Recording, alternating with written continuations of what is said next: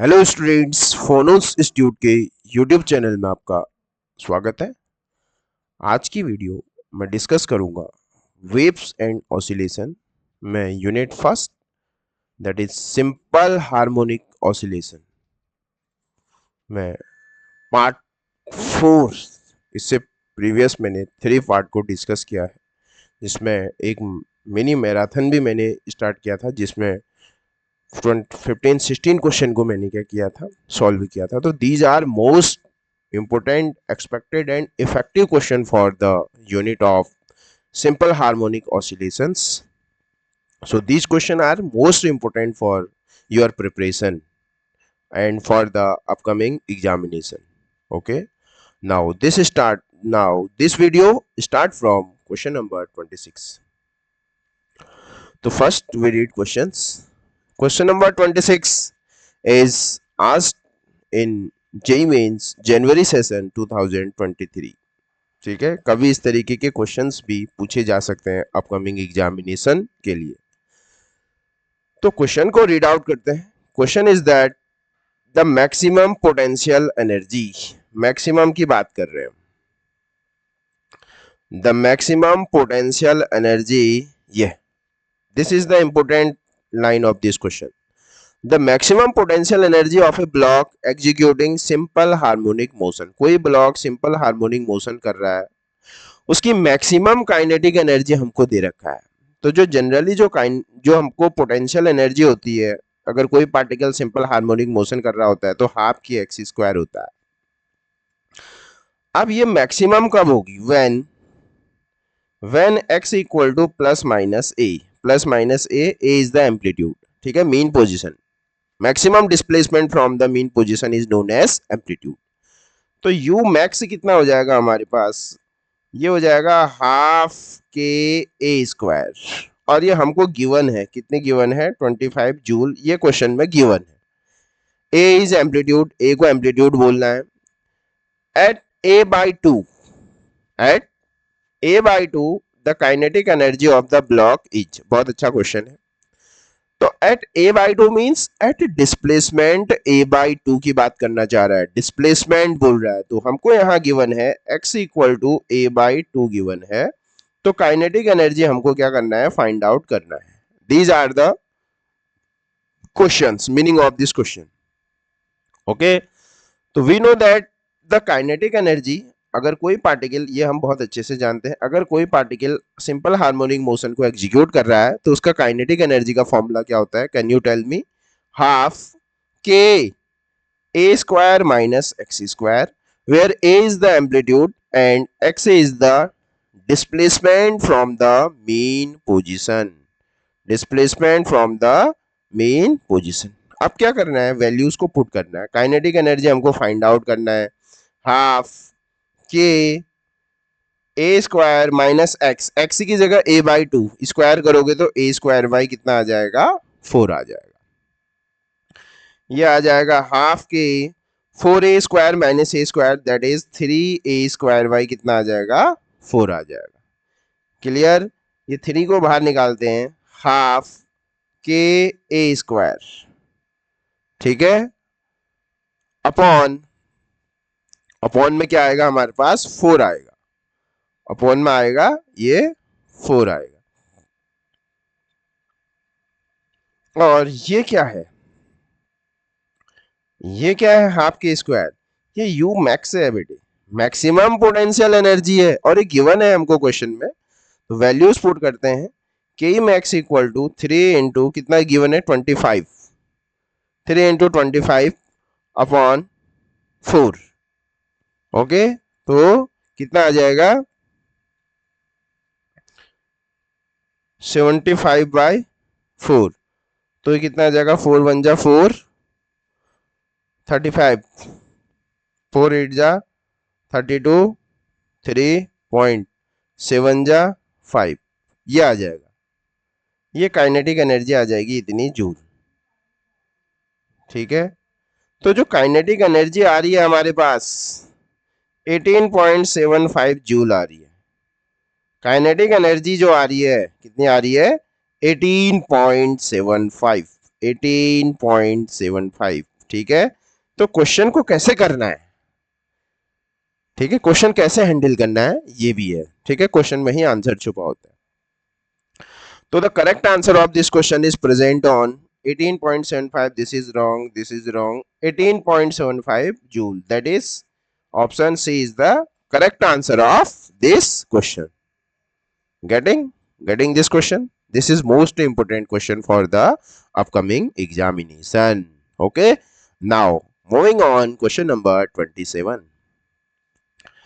Question number 27 is most important for the UK triple SC LT. This is the expected leak question. This is the leak question.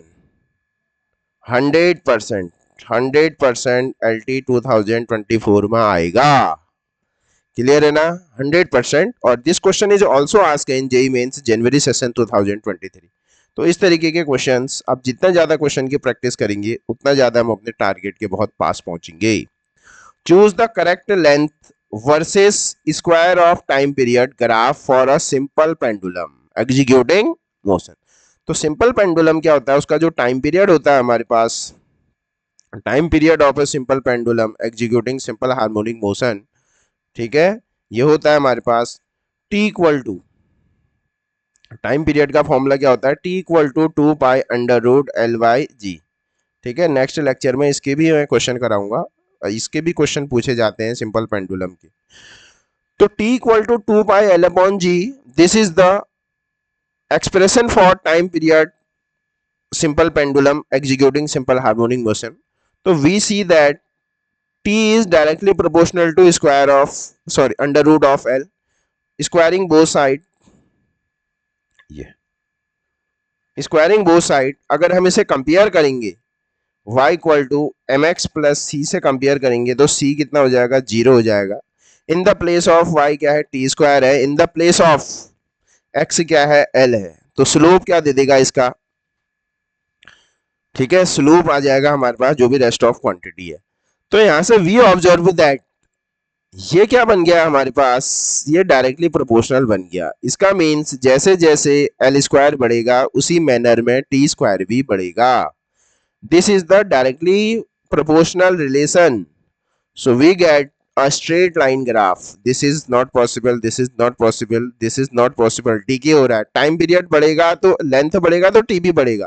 तो which is represented by the best option in option number 3, we get a straight line, we get a straight line in this case, clear? So this is the most important question for the upcoming examination. We get a straight line if we draw the graph between t square and l square, ठीक है ना, okay.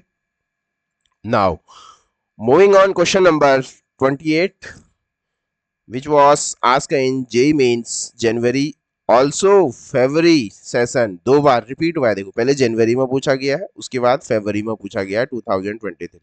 तो कौन कहता है कि question repeat नहीं होते हैं, आप क्वेश्चन तो करो, डेफिनेटली मंजिल तक पहुंच जाएंगे आप। अब क्वेश्चन में क्या बोल रखा है कि the amplitude of A particle executing simple harmonic motion, amplitude हमको गिवन है 3 सेंटीमीटर, ओके। बोलता है द डिस्प्लेसमेंट एट विच, हमको फाइंड आउट करना है displacement, that means x, the displacement eight which it's kinetic energy will be 25% more than the potential energy. ये तो हमको क्वेश्चन में गिवन है कि जो काइनेटिक एनर्जी है पोटेंशियल एनर्जी का 25% ग्रेटर है। इस सेंटेंस का क्या मीनिंग हुआ कि जो काइनेटिक एनर्जी है वो इनिशियल पोटेंशियल यू था, इसका 25% ऑफ यू, ये this is the exact expression for that line कि जो काइनेटिक एनर्जी है वो पोटेंशियल एनर्जी यू का 25% मोर है, मतलब पहले u था तो अब कितना होगा, इस 25% u ग्रेटर होगा तो काइनेटिक एनर्जी। तो काइनेटिक एनर्जी इक्वल टू आ जाएगा हमारे पास u plus 25/100 of u, that means 1/4 हो गया है, u plus u/4, that means u plus u/4 कितना हुआ, 5u/4। That means kinetic energy जो हमारे पास आ गई वो कितना आ गया, 5u/4 times of potential energy. Now putting the values of kinetic energy का फॉर्मूला बताएंगे, half K A square minus X square equal to 5/4 of potential energy होती है अगर कोई पार्टिकल सिंपल हार्मोनिक मोशन करता है तो half K X square. Getting? तो हाफ के से हाफ के कैंसिल हो गया, हाफ के से हाफ के कैंसिल हो गया। इसके बाद हमारे पास क्या बचता है, यहाँ ए स्क्वायर रखते हैं और यहाँ 5/4 x square plus x square, इसको इधर भेज दिया आरएचएस में। क्लियर है? Calculation clear? Okay. A square equal to आएगा 5 और 4 9, 9/4 एक्स स्क्वायर आ जाएगा। गेटिंग? अब स्क्वायर रूट ले लेंगे तो ए इक्वल टू कितना आ जाएगा, इसका 3 आ जाएगा, 3/2 ऑफ एक्स आ जाएगा। बट हमको x फाइंड आउट करना है, we have to find out the value of x।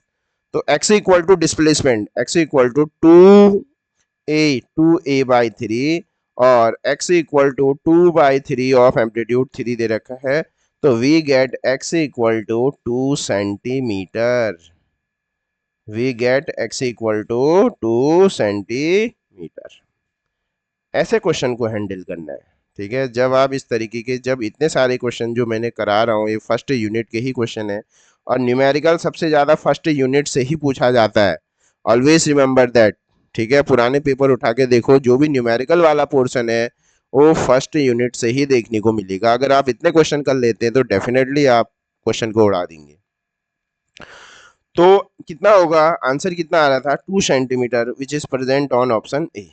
Clear है कैसे क्वेश्चन को करना है, कैसे क्वेश्चन आगे बढ़ाना है? ओके, क्वेश्चन को हर एक लाइन को एक दो बार रीड आउट करना है, उसके बाद क्या करना है, सॉल्यूशन करना है, तो डेफिनेटली क्या होगा, करेक्ट आंसर आएगा। ठीक है ना? Now moving on, question number 29. 29 is also expected important question for the upcoming examination. This is asked in JEE Mains January session 2023 में पूछा गया क्वेश्चन है। Without any delay question read out करते हैं। A particle executing simple harmonic motion, ठीक है, कोई particle simple harmonic motion execute कर रहा है। The ratio of potential energy, the ratio of potential energy and kinetic energy, मुझे रेशियो ऑफ पोटेंशियल एनर्जी और काइनेटिक एनर्जी बताना है। ऑफ द पार्टिकल व्हेन, कब बताना है, व्हेन इट्स डिस्प्लेसमेंट इज, मतलब when it's displacement is half of the amplitude. ये first you have to understand the question, so we have to find out the ratio of potential energy and kinetic energy if the displacement is equal to the half the amplitude। ठीक है, तो ये तो अब हमको बहुत अच्छे से पता होना चाहिए कि we know that, क्या हमको ये पता होना चाहिए कि जो पोटेंशियल एनर्जी होती है इसका फॉर्मूला क्या होता है। पोटेंशियल एनर्जी का फॉर्मूला होता है हमारे पास half K X square upon kinetic energy का जो होता है हमारे पास half K A square minus X square. This is the, ठीक है, तो हाफ के से हाफ के कैंसिल हो गया। क्लियर? तो अब हम क्या करते हैं, x equal to a/2 put कर देते हैं इन बोथ, तो u इक्वल टू हो जाएगा हमारे पास a/2 का whole square upon a square minus a/2 का स्क्वायर। क्लियर?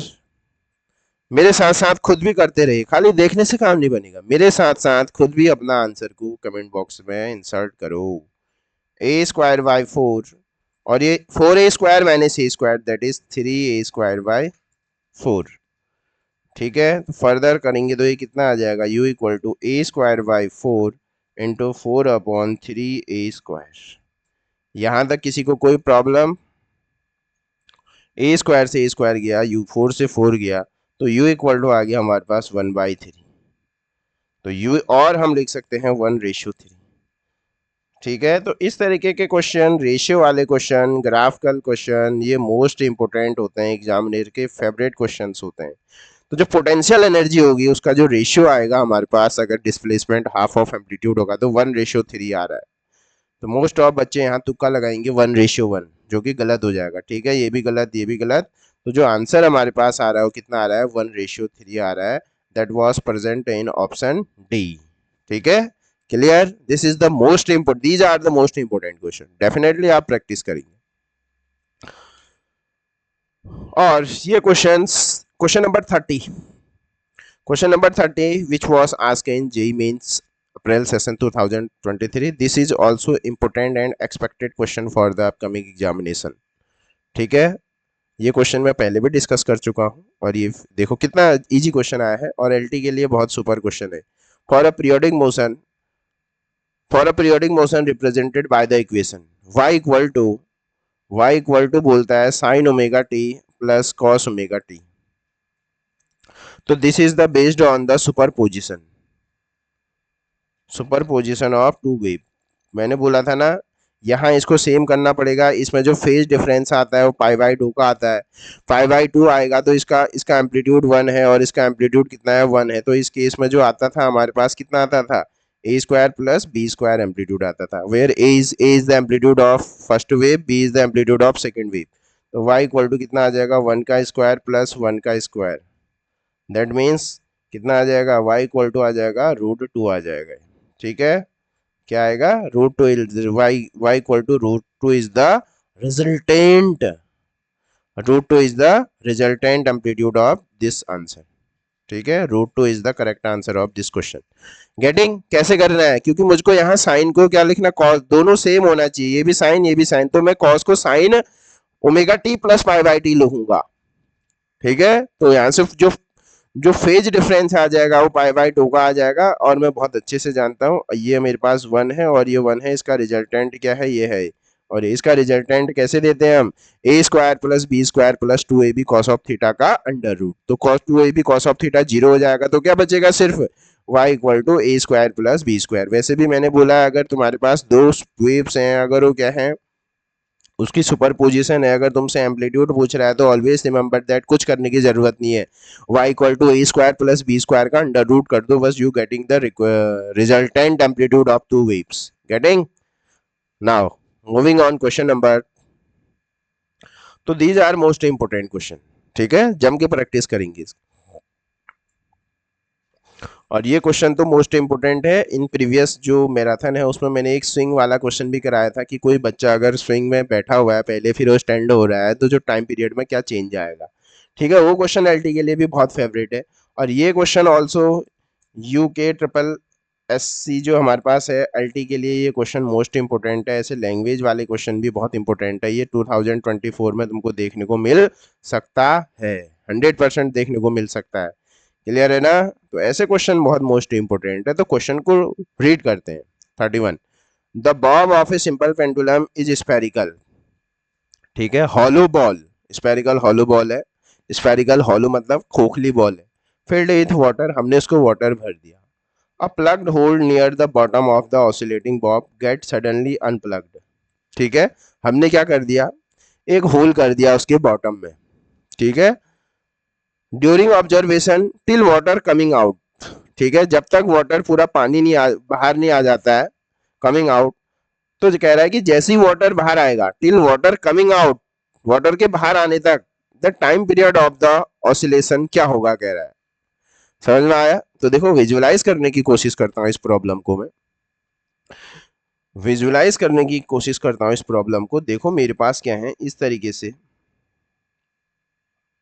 ये बॉब है, ये इसको ऐसे अंडरस्टैंड करते हैं।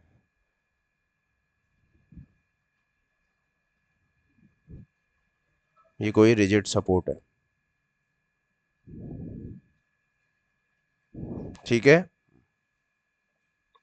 गेटिंग?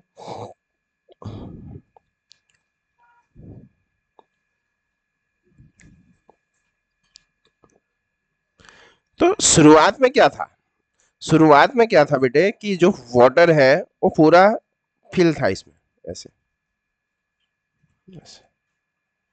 तो स्फेरिकल बॉडी है, यूनिफॉर्म हो गया। मतलब अगर हम बहुत अच्छे से जानते हैं अगर बॉडी यूनिफॉर्म होती है तो जो उसका सेंटर ऑफ मास कहाँ होता है, उसके ज्योमेट्रिक सेंटर में होता है। तो ये इसकी सेंटर ऑफ मास, तो इनिशियली जो एल इफेक्टिव है वो एल है यहाँ पर, एल। ठीक, अब हमने क्या किया, यहाँ पर एक होल कर दिया। होल करने से क्या होगा कि जो वाटर है वो ऐसे बाहर आएगा, है ना। ये ये वाला हम ऐसे लेबल मान लेते हैं इसको, ये वाटर। तो जो वाटर है, अब पहले ऊपर था, ऊपर से कहाँ आ जाएगा, ऐसे नीचे। जो वाटर है, अब क्या हो गया, suppose that at any instant of time ये यहाँ पर है, अब इतना वाटर बचा है इसमें, ऊपर वाला वाटर नीचे आ गया, इसीलिए नीचे दिखाया है। अब सेंटर ऑफ मास क्या होता है, और तुमको बहुत अच्छे से पता है, अगर क्या होता है हमारे पास सेंटर ऑफ मास, मास अगर अलग अलग डिस्ट्रीब्यूटेड होता है, तो जो सेंटर ऑफ मास होता है वो हमेशा हैवी साइड होता है। हमेशा कहाँ होता है, centre of mass heavy side. तो एट दैट टाइम ये इसका सेंटर ऑफ मास हो गया। तो जो हमारे पास जो एल इफेक्टिव है, ये जो एल इफेक्टिव है, ये क्या हुआ, इन दो फर्स्ट केस में क्या हुआ, इन दोनों को अगर हम कंक्लूड करें, तो यहां हमारे पास एल इफेक्टिव जो है वो इंक्रीज हुई है, हुआ है नहीं हुआ है। एल इफेक्टिव, जो effective length of bob, it will get increase. तो we know that T equal to 2 pi under root L upon G होता है। तो T is directly proportional to under root L. इसका मीनिंग क्या हुआ कि जब पानी क्या हो रहा है, आउट जा रहा है फर्स्ट केस में, तो इसकी लेंथ बढ़ रही है। लेंथ बढ़ रही होगी तो इनिशियली इसका टाइम पीरियड भी क्या हो रहा होगा, बढ़ रहा होगा। समझ में आया। This is the case first. Initially length is increasing, so their time period get is also increased. Length बढ़ने से इसका टाइम पीरियड भी क्या हो रहा है, बढ़ रहा है शुरुआत में। अब क्या हो रहा है, पूरा पानी जब बाहर चले जाएगा, पूरा पानी जब बाहर चले जाएगा, तो इसका सेंटर ऑफ मास फिर से, फिर ये हॉलो बन जाएगा, इसका सेंटर ऑफ मास फिर से वहीं आ जाएगा। तो अब ये जो है इसका एल है, ये जो एल है, ये इस केस में क्या हो रहा है, एल डिक्रीज हो रहा है। अगर एल डिक्रीज हो रहा है तो T equal to 2 pi under root L upon G है। ठीक है। तो अगर टी डिक्रीज हो रहा है, तो टी डिक्रीज हो रहा है, अगर एल डिक्रीज हो रहा है तो इसका मतलब जो टाइम पीरियड है वो भी डिक्रीज हो रहा है। समझ में आया question. Most expected question for the LT examination. तो यहां से मैं ऑब्जर्व कर पा रहा हूं, इनिशियली क्या है कि जो टाइम पीरियड है तो बढ़ रहा था, उसके बाद टाइम पीरियड घट रहा था, और उसके बाद क्या हो जाएगा, रिमेन्स कांस्टेंट हो जाएगा। ठीक है। तो these are the most important question for the upcoming examination.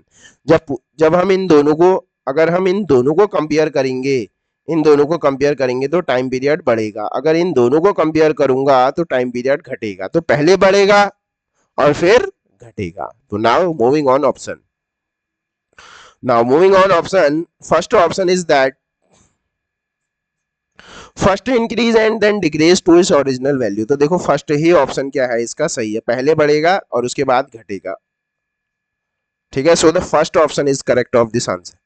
First decrease गलत, remains unchange, increase toward saturation ये गलत हो गया। ठीक है ना। तो first increase and then decrease.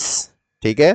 So these 6 question are most important question for the upcoming examination of upcoming LT, Uttarakhand सहायक अध्यापक एंड यूकेपीएससी लेक्चरर, केवीएस। ठीक है। These are the important question for the upcoming examination, so you get prepared, practice these question as much as possible, and give your response as much as possible in comment box. How was this series were going on? ठीक है। Okay, thank you.